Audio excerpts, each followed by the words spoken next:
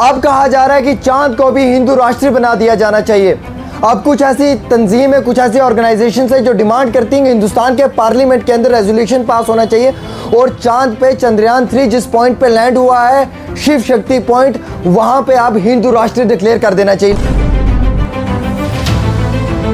क्या जमीन धरती कम थी कि अब चांद को भी हिंदू राष्ट्र बना दिया जाना चाहिए? उनका कहना है कि चांद पे जाके जिहाद करेंगे जिहादी लोग। अब मुझे समझ नहीं आता कि कौन सा ऐसा इंसान है जो ज़मीन से उठकर चांद पे जाएगा जिहाद करने के लिए। कौन सा ऐसा मुसलमान है या कौन सा ऐसा इंसान है जिसको पंख लगे हुए जो यहाँ से उड़कर चांद पे जाएगा और वहाँ पे जाके जिहाद शुरू करेगा? कैसी सोच है। और मुझे ऐसी सोच के ऊपर ना हमेशा दुख होता है। मैं उन तमाम मुसलमानों की कंट्रीब्यूशंस बताना चाहूँगा जिन्होंने चंद्रयान 3 में दिए। कई सारे ऐसे यंग साइंटिस्ट हैं, इंटेलिजेंट साइंटिस्ट हैं जिन्होंने चंद्रयान 3 की सक्सेसफुल लैंडिंग में अपना एक पॉजिटिव रोल प्ले किया है। नाज़रीन किराम, उन तमाम मुसलमानों के नाम मेरे पास हैं जिन्होंने चंद्रयान 3 की लैंडिंग में एक बहुत बड़ा रोल प्ले किया है। मेरा ये सवाल है कि शिव शक्ति पॉइंट जो रखा गया है, उस पॉइंट का नाम, शक्ति का मतलब है फोर्स है, शिव का मतलब क्या है? शिव क्या पार्टिकुलर एक ही कम्युनिटी को रिप्रेजेंट करता है? एज सच मुस्लिम कम्युनिटी में शिव वर्ड का इस्तेमाल नहीं होता है। मुस्लिम धर्म के अंदर शिव वर्ड का कहीं पे प्रॉपर तरीके से कोई भी जो है वो इस्तेमाल नहीं किया जाता है। शिव वर्ड जो है ये पार्टिकुलर एक हिंदू कम्युनिटी के साथ जुड़ा हुआ है। इसरो की जो साइंटिस्ट टीम है उसमें कई सारे मुसलमान हैं। चंद्रयान 3 की लैंडिंग में हज़ारों के तादाद में मुसलमानों ने खुशी का इजहार किया है। चंद्रयान 3 की लैंडिंग में कई सारे यंग साइंटिस्टों ने अपना पॉजिटिव और बड़ा इंपॉर्टेंट रोल प्ले किया है। लेकिन जब चंद्रयान 3 वहाँ पे पहुँचा तो शिव शक्ति पॉइंट का नाम रखा गया है। क्या शिव शक्ति पॉइंट सिर्फ एक पार्टिकुलर कम्युनिटी को ही रिप्रेजेंट करता है? क्या ये मुस्लिम, सिख और ईसाई कम्युनिटी को रिप्रेजेंट नहीं करता है? शिव और शक्ति, शक्ति मीन्स फोर्स, ये हम समझ सकते हैं। शिव का क्या मतलब है, इसको जस्टिफाई करना चाहिए सरकार ने। चंद्रयान 3 में मुसलमान की भी कंट्रीब्यूशन है, हिंदू की भी कंट्रीब्यूशन है। शिव शक्ति पॉइंट सिर्फ सिंगल एक ही पार्टिकुलर कम्युनिटी को रिप्रेजेंट करता है, ना कि किसी और अलग कम्युनिटी या अलग रिलीजियस या अलग जो है वो वे में किसी और चीज़ को रिप्रेजेंट करता है। और सबसे बड़ी बात यहाँ पे यह है कि हिंदू राष्ट्र की जो डिमांड कर रहे हैं कि चांद पे रखा जाए, उनके खिलाफ कार्रवाई होनी चाहिए। अब कहा जा रहा है कि चांद को भी हिंदू राष्ट्र बना दिया जाना चाहिए। अब कुछ ऐसी तंजीम है, कुछ ऐसी ऑर्गेनाइजेशन है जो डिमांड करती हैं कि हिंदुस्तान के पार्लियामेंट के अंदर रेजोल्यूशन पास होना चाहिए और चांद पे चंद्रयान 3 जिस पॉइंट पे लैंड हुआ है, शिव शक्ति पॉइंट, वहां पे अब हिंदू राष्ट्र डिक्लेयर कर देना चाहिए। लेकिन उन लोगों के लिए मेरे पास जवाब है। मैं उन तमाम मुसलमानों की कंट्रीब्यूशंस बताना चाहूंगा जिन्होंने चंद्रयान 3 में दिए। कई सारे ऐसे यंग साइंटिस्ट हैं, इंटेलिजेंट साइंटिस्ट हैं जिन्होंने चंद्रयान 3 की सक्सेसफुल लैंडिंग में अपना एक पॉजिटिव रोल प्ले किया है। नाज़रीन किराम, उन तमाम मुसलमानों के नाम मेरे पास हैं जिन्होंने चंद्रयान 3 की लैंडिंग में एक बहुत बड़ा रोल प्ले किया है। लेकिन आज कुछ ऐसे भी लोग हैं, कुछ ऐसे अनासिर हैं जो कहते हैं कि अब चांद को भी हिंदू राष्ट्र बना दिया जाए। क्या जमीन धरती कम थी कि अब चांद को भी हिंदू राष्ट्र बना दिया जाना चाहिए?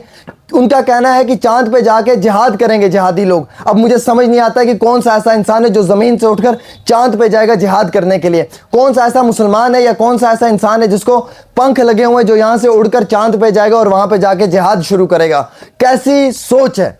और मुझे ऐसी सोच के ऊपर ना हमेशा दुख होता है। वो मुसलमान जिन्होंने कंट्रीब्यूशंस दिए हैं चंद्रयान 3 की लैंडिंग में, जिनका एक बड़ा पॉजिटिव रोल है। सना फेरोज जो बीटेक हैं 2006 से लेकर 2010 बैच के, electronics and communication engineering Mohan Malviya university से हैं।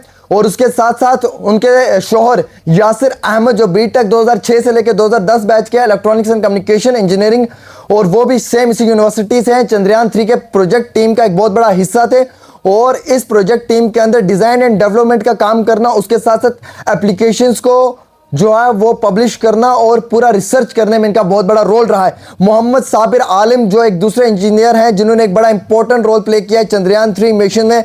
बीटेक डिग्री की हुई है एरोनॉटिकल इंजीनियरिंग के अंदर Indian institute of space science and technology में, और ये भी इसरो के एक खास मेंबर रहे हैं। अरीब अहमद जो बीटेक मैकेनिकल इंजीनियरिंग 2015 से लेकर 2019 बैच के, जामिया मिलिया इस्लामिया के यंग साइंटिस्ट जिसने कंट्रीब्यूट किया है चंद्रयान 3 की सक्सेसफुल लैंडिंग में एक इंपॉर्टेंट रोल, जो मुजफ्फरनगर डिस्ट्रिक्ट यूपी के रहने वाले हैं और इन्होंने भी एक बहुत बड़ा रोल जो है वो इसमें प्ले किया है। उसके बाद अख्तरदार अब्बास जो यूपी के रहने वाले हैं, चंद्रयान 3 की लैंडिंग में, प्रोजेक्ट में और उसकी प्रॉपर तरीके से चैनलाइजेशन के अंदर इनका एक बहुत बड़ा रोल रहा है। बीटेक 2006 से 2010 बैच के अलीगढ़ मुस्लिम यूनिवर्सिटी से, एमटेक जो है वो Nehru national institute of technology से इलाहाबाद से किया हुआ है, जो इसरो टीम को लेकर चलते हुए 2015 से ही लगातार इसमें एक बेहतरीन रोल प्ले कर रहे थे और इंडियन ऑयल कॉर्पोरेशन के अंदर मैनेजर थे।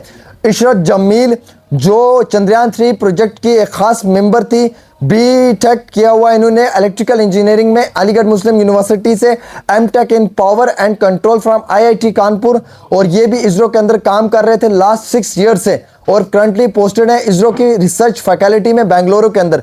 खुशबू मिर्जा जो एक दूसरी मुस्लिम खातून जो वुमेन साइंटिस्ट हैं, जो चंद्रयान 3 प्रोजेक्ट में एक पॉजिटिव रोल प्ले कर रही थी, BTech in electronic engineering and electronics communication engineering Aligarh Muslim University से हैं, जो इसरो के सेंटर में काम कर रही थी ग्रेटर नोएडा के अंदर, जिनका एक एक्सपीरियंस साइंटिस्ट स्किल है और जिन्होंने जो है वो जियोग्राफिक इंफॉर्मेशन सिस्टम के अंदर काम किया, जीआईएस सॉफ्टवेयर डेवलप में काम किया है, इन्वायरमेंटल सिस्टम्स रिसर्च इंस्टीट्यूट के अंदर काम किया हुआ है और उसके साथ साथ American multinational geographic information system software company में भी काम किया है। उसके साथ साथ एक दूसरे मुसलमान जिनका नाम मोहम्मद काशिफ है, जो चंद्रयान 3 की एक बहुत बड़ा रोल प्ले किया है, BTech mechanical engineering Jamia Millia Islamia, जो इसरो के अंदर काम कर रहे हैं, बेंगलुरु सेंटर में है, 2021 से कायम दायम है वहां पे और इसरो के अंदर टॉप रिक्रूटमेंट में उनका रैंक जो है वो सबसे फर्स्ट पे आया है, यानी कि फर्स्ट बिगिनिंग्स में उनका रैंक आया है।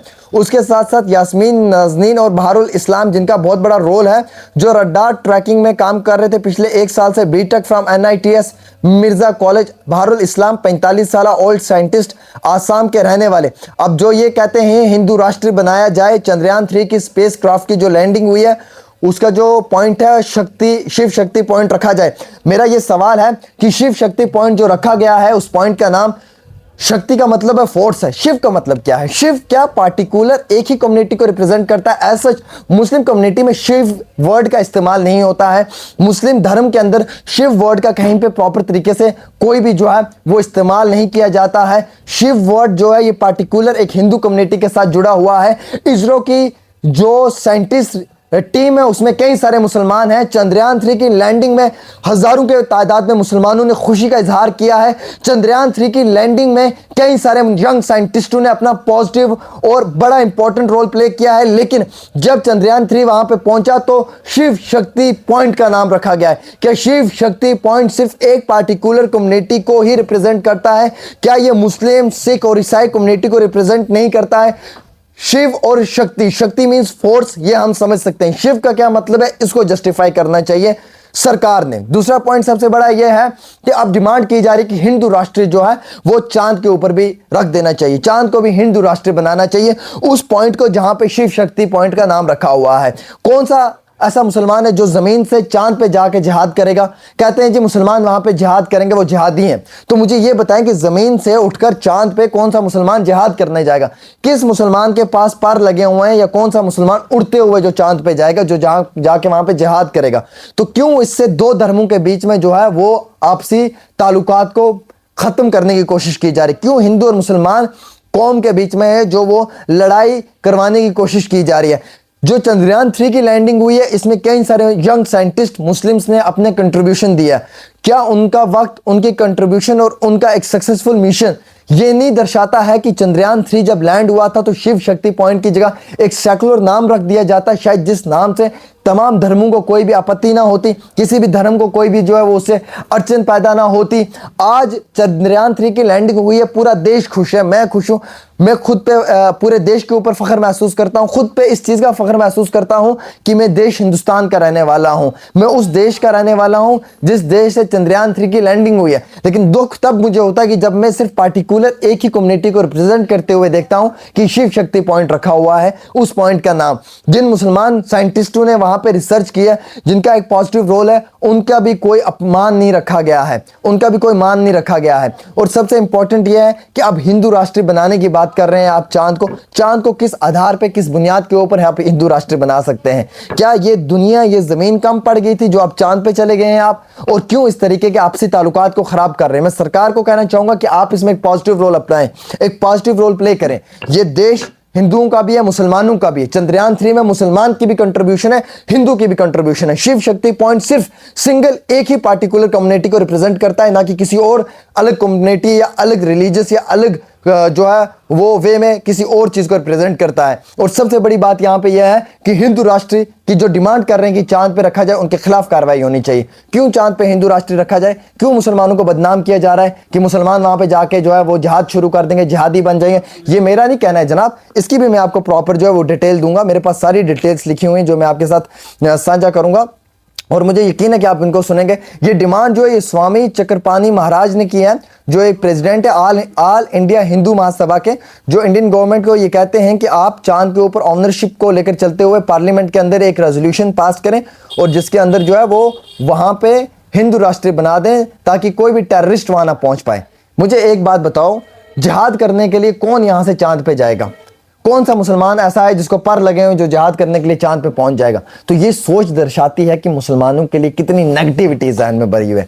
मुसलमानों को गलत दिखाने के लिए, मुसलमानों को जो है वो इतिहास के अंदर एक गलत साबित करने के लिए किस तरीके की जो है वो रवैया अख्तियार किया जा रहा है, कैसी बातें की जा रही हैं, किस तरीके से जो है वो दर्शाने की कोशिश की जा रही है। इवन ये फैक्ट है कि इस चंद्रयान 3 में बहुत ज़्यादा मुसलमानों का एक पॉजिटिव रोल रहा है, काफ़ी ज़्यादा मुसलमानों को खुशी भी हुई है, काफ़ी यंग साइंटिस्ट मुसलमान जो हैं, लड़कियां और लड़के, जिन्होंने एक पॉजिटिव रोल प्ले किया है। लेकिन अफसोस इस बात का है कि आज सिर्फ एक शिव शक्ति पॉइंट बनाकर सिर्फ एक पार्टिकुलर कम्युनिटी को रिप्रेजेंट किया जा रहा है, बल्कि बाकी सारी कम्युनिटीज़ को जो है वो हर्ट किया जा रहा है। सिर्फ एक ही नाम ऐसा रखा गया है जिससे शायद दूसरे धर्मों के लोगों को आपत्ति हो सकती है। ये छोटी सी एक रिपोर्ट थी चंद्रयान 3 की लैंडिंग के ऊपर और शिव शक्ति पॉइंट की डिटेल डिस्क्रिप्शन के साथ, ताकि कौन से मुसलमानों ने जो है वो इसमें एक अपना पॉजिटिव रोल प्ले किया है।